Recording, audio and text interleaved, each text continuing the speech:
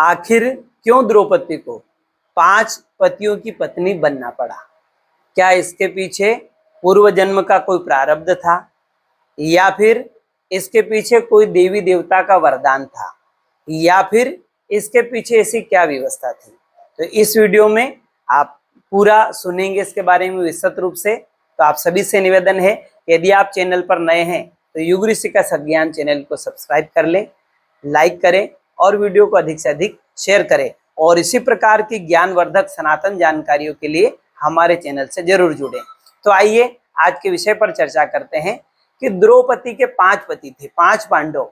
तो सुनकर किसी को भी आश्चर्य होता है कि आखिर उन्होंने 5 पांडवों से क्यों विवाह किया, क्या इसके पीछे रहस्य था, उन्होंने इनकार क्यों नहीं किया, क्यों वो 5 पांडवों की पत्नी बनकर रही?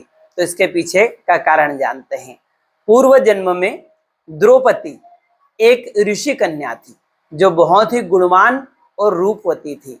अपने योग्य उन्हें वर्ण मिलने पर उन्होंने भगवान शिव की बड़ी कठोर तपस्या की और उनकी तपस्या से द्रवित होकर भोलेनाथ प्रकट हुए। तो भोलेनाथ ने उनसे वरदान मांगने के लिए कहा। द्रौपदी ने कहा कि मुझे ऐसा पति चाहिए जिसमें सभी श्रेष्ठ गुण हो। तो भगवान शंकर ने उनसे कहा कि आपको ऐसे पति मिलेंगे, लेकिन एक व्यक्ति में सभी श्रेष्ठ गुण होना असंभव है, इसलिए आपको 5 पति मिलेंगे। और जब उन्होंने वरदान मांगा तो भोलेनाथ से वरदान मांगते के समय द्रौपदी अति उत्साह में थी। भगवान के प्रकट हो जाने के कारण वो फूली न समा रही थी। तो अति उत्साह के कारण द्रौपदी ने क्या किया, द्रौपदी ने 5 बार कहा, मुझे पति दीजिए, मुझे पति दीजिए, मुझे पति दीजिए, ऐसा 5 बार कहा। इसलिए भगवान ने कहा कि तुम्हें अगले जन्म में 5 पति प्राप्त होंगे और उनमें वो सारे श्रेष्ठ गुण होंगे जो तुम चाहती हो। द्रौपदी ने कहा, भगवान मुझे एक ही व्यक्ति में 5 गुण चाहिए। भगवान ने कहा यह असंभव है।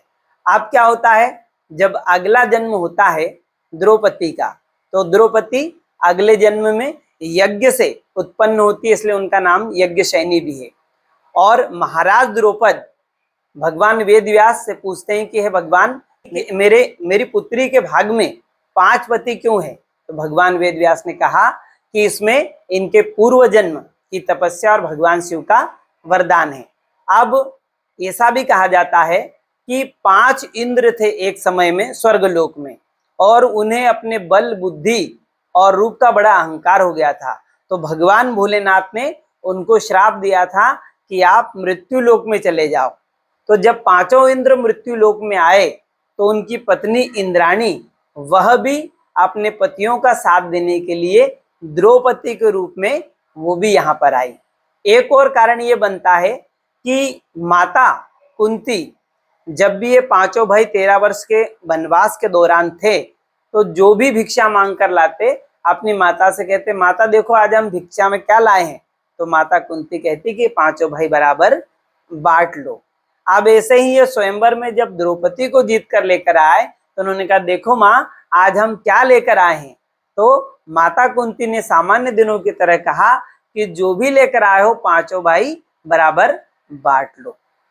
तो इस प्रकार से 5 भाई अपनी माता की आज्ञा भगवान की आज्ञा की तरह मानते थे। तो इस प्रकार से द्रौपदी 5 भाइयों की पत्नी हुई। अब वो 5 गुण क्या क्या थे द्रौपदी जो चाहती थी?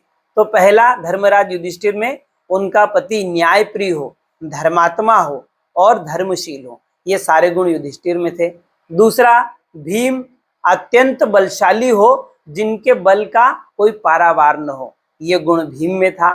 तीसरा, अर्जुन में क्या गुण था कि वह सर्वश्रेष्ठ धनुधर हो और युद्ध में कभी भी पराजित नहीं हो। और चौथा गुण वो नकुल में था, अत्यंत रूपवान और आकर्षक। और 5वां गुण था वह सहदेव में था कि क्षमाशील, धैर्यवान और धर्म के ज्ञाता।